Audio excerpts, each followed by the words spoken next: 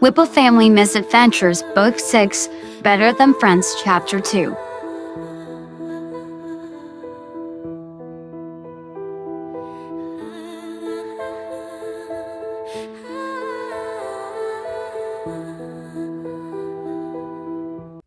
Shadow stares straight ahead. I don't think this is a good idea. He said, trying to cover the fact that he was getting very nervous. He kept shifting his weight back and forth, hoping he wouldn't start trembling. Why not? It's still really cold. Sonic rolled his eyes. It's not that cold. The snow's gone, right? And there's plenty of room out here. He won't get hurt. That wasn't what worried Shadow, but he nodded meekly anyway, hoping they couldn't tell how nervous he was. Okay, Silver said, clapping his hands together. first you got to curl into a tight ball with your quills flared. It's a good defense, especially when your quills get really sharp. Shadow's quills were not that sharp, and knew neither of theirs were either. Apparently Silver's had only begun losing his baby quills, with the new stiffer ones started growing in less than 6 months ago. The first clues that he was leaving the hoglet stage.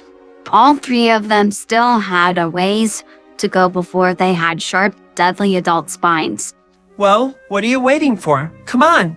Sighing, Shao looked around, trying to find a way to stall.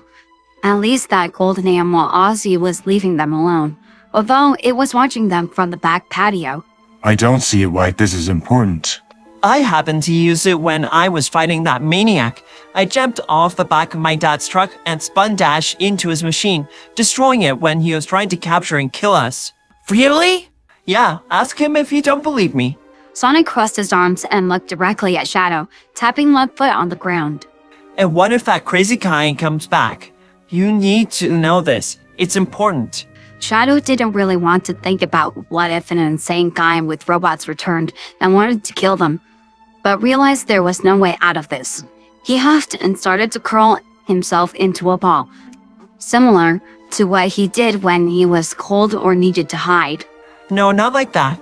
That's not a good way to spin dash. You need to be a tight ball.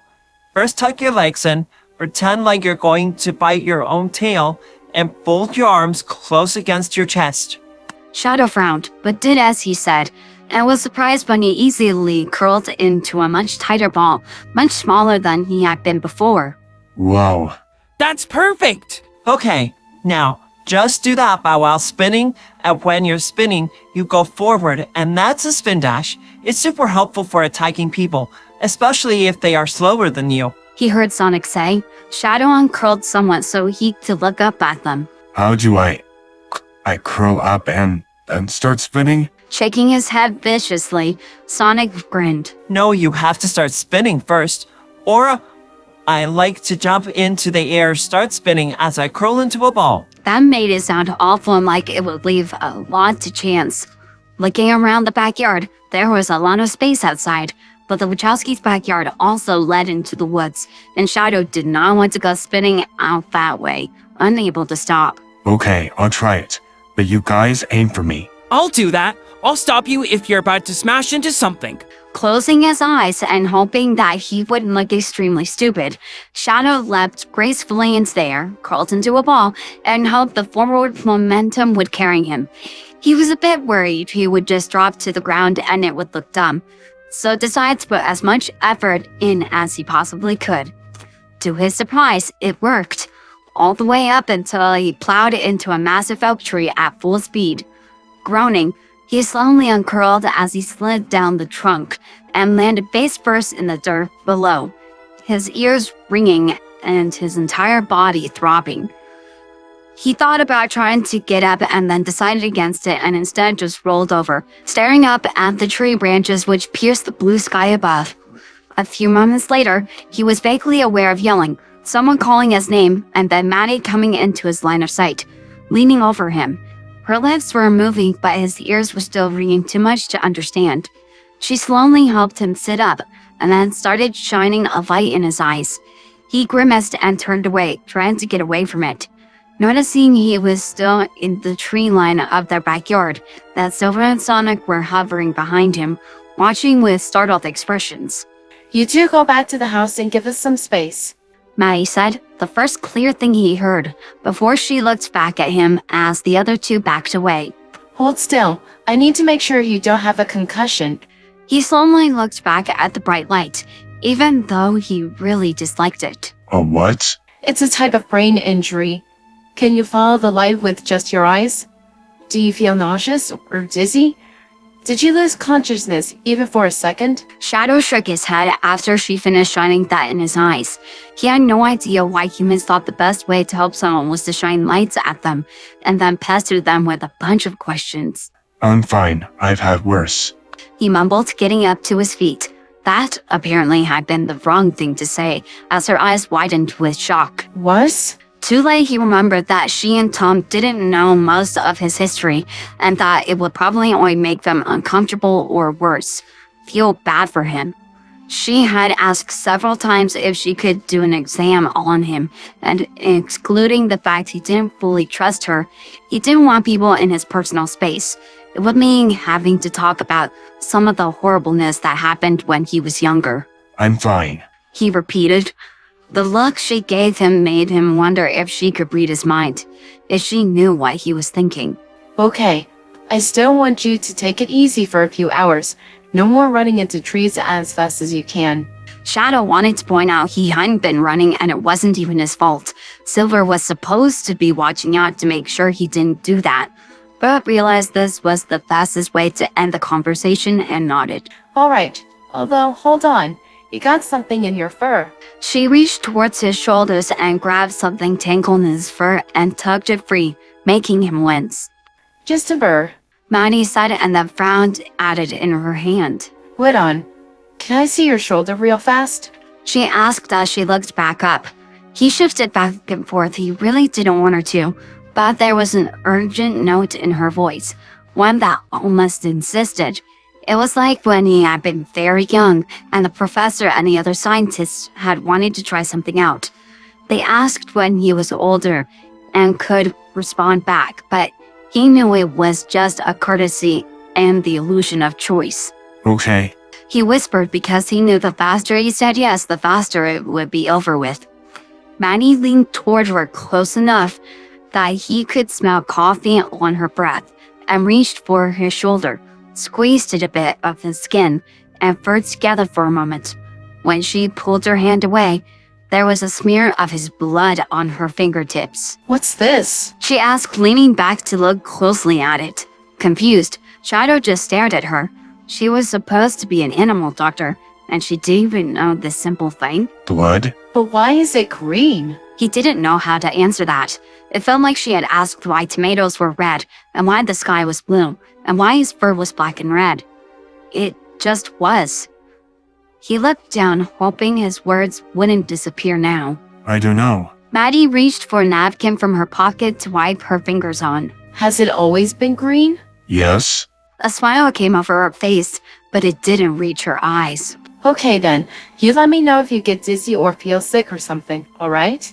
Shadow probably wouldn't unless it was really bad, but he nodded anyway. Deeply relieved when she finally released him and let him go back inside, letting her take a look hadn't been nearly as bad as he thought it might go, but he was still happy it was over. Still, didn't make sense why she asked about his blood and the color, but decided it was just human being strange again. He found Sonic waiting in the kitchen, right inside the door that went into the backyard. Where's Silver? The blue hedgehog shrugged. I don't know.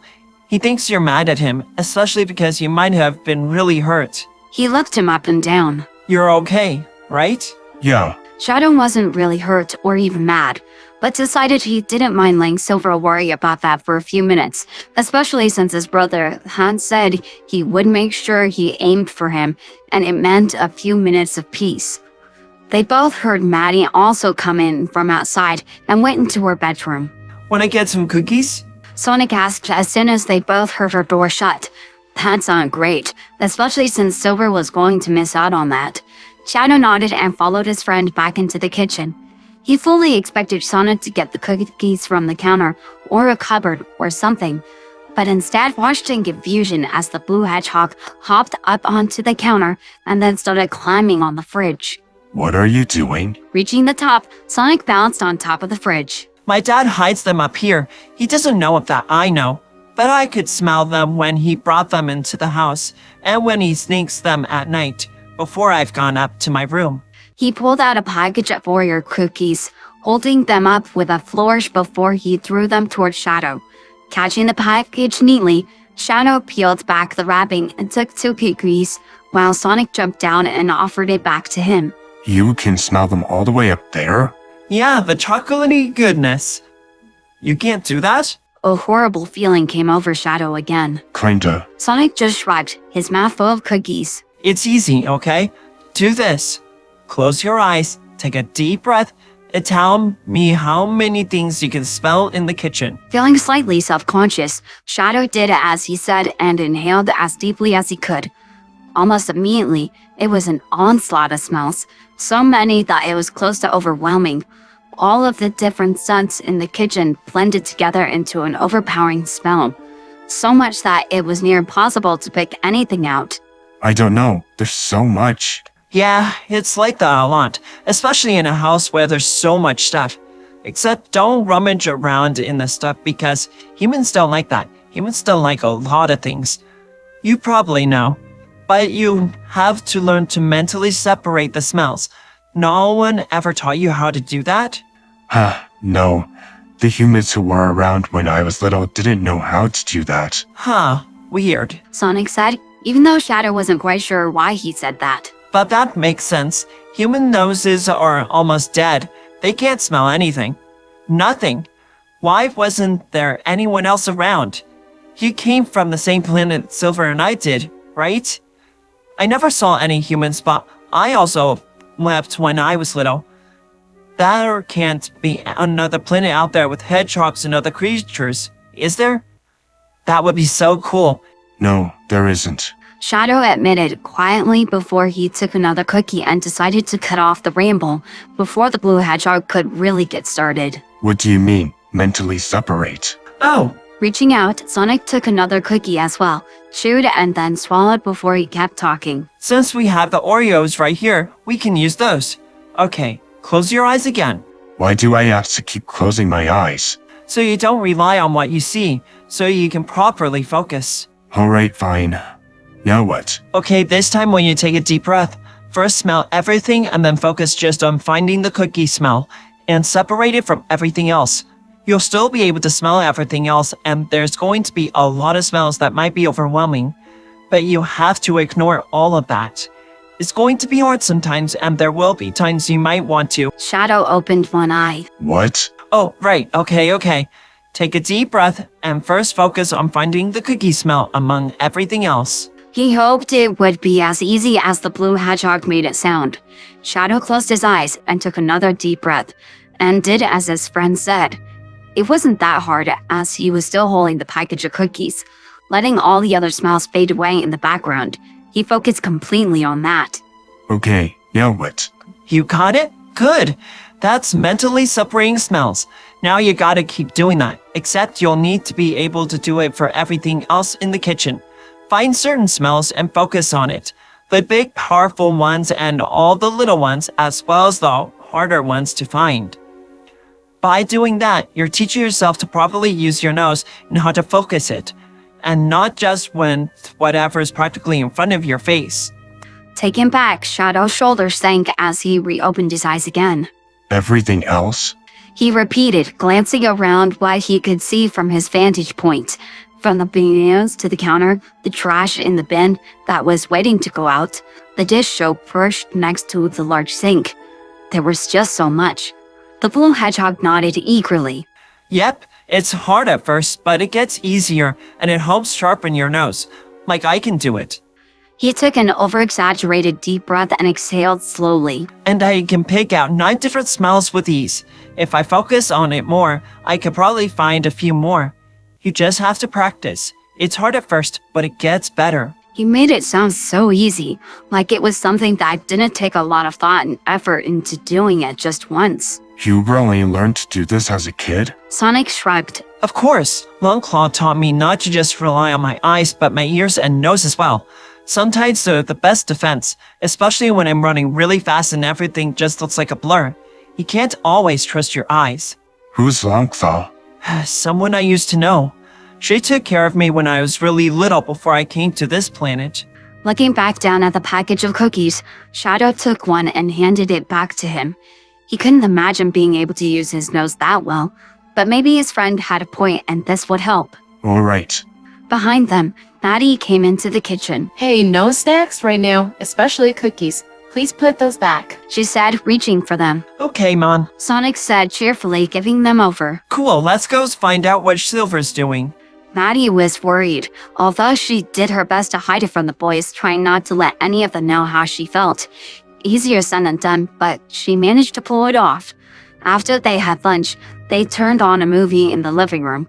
She meant to try and get a bit of administration work for the clinic done and catch up on a few emails, but it would have to wait until later.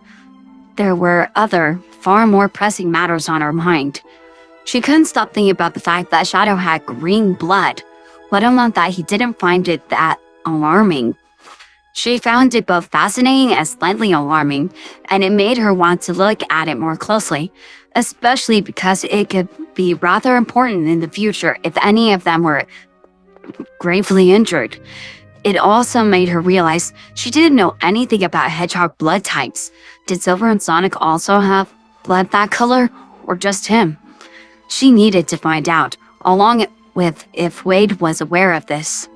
As soon as she heard Wade's car approaching, she got up from the couch, knowing she needed to talk to him without the three of them in earshot. You guys keep watching the movie. She said and hurried to get her shoes and coat on. Maddie was outside before Wade even made it to the porch. Hey, can I talk to you for a moment? Brief panic floated over his face. Did something happen? Oh no, they were great. She shoved her hands into her pocket. Even though the snow was gone, it was still cold and windy outside. I just wanted to ask, did you know Shadow has green blood? Wade's eyes became massive. He does? She was aware this was a lot to drop on someone, especially when they had just gotten off of work and was not expecting this in the slightest. He got into a little scrape today. He's fine, but he bumped his head, and then I was pulling blackberry brambles out of his fur. He was bleeding a little bit, and his blood was bright green. It took Wade several seconds before he could speak. Green? Are you? Do all of them have green blood? I don't know. I've only seen his. I would think the other two are similar, but I would also need a sample from them to be sure. Why would they be different? Might not be. Because of this new information, I'd like to get a blood sample from both of them. Wade winced. They won't like that. Maybe, but this is important. If they have different blood types, or even if they have different colored blood, then that means Shadow is the only person on this planet with that blood type, and will need to start having blood drawn immediately for me to store, because if he was to get severely injured and is bleeding out, there won't be another donor who can help him. She watched as this information sunk in, as Wade swallowed deeply. Some human scientists did experiments on him, but the information I was able to obtain, it never mentioned anything about green blood. Maddie nodded. Even though she had more questions, now wasn't the time to go over that. I just want to be prepared for the worst. The look on Wade's face was one she had seen many times before, when people brought their pets to her in desperate hope that she would be able to do something to help. Do you think it's because something's happened to him, or? I don't know. Let's just start with a blood sample from both of them, and I'll get one of them from Sonic, and we can go from there. Not today, obviously, but as soon as you can bring them into the clinic. Wade slowly nodded before he looked at her. He really let you pull burrs out of his fur? Yeah, I was surprised. He even talked to me several times today. Tom too, this morning, before he left for work. I was surprised. I wasn't expecting that. I think he was still a little bit dazed after he bumped his head, but he let me take a look at him. Really? She nodded, knowing that after the shock of hearing about this revelation about Shadow's blood, he needed to hear something positive, a kinder note to leave on so he wouldn't spend the next several days in a half state of panic and worrying about what could possibly happen. Yeah, except for that little hiccup, it was a good day. We had a nice time. They both were great. On that note, Patty let him come inside to collect his kids and watched how he went down on his knees as both his boys ran into his arms and he hugged them tightly. As her own little hedgehog son came up behind them, grinning at Wade, all three recounting that day to him. A few months ago, if someone had told Maggie this could have been happening, she wouldn't have believed it. It was interesting how much these little alien hedgehogs had changed all of them.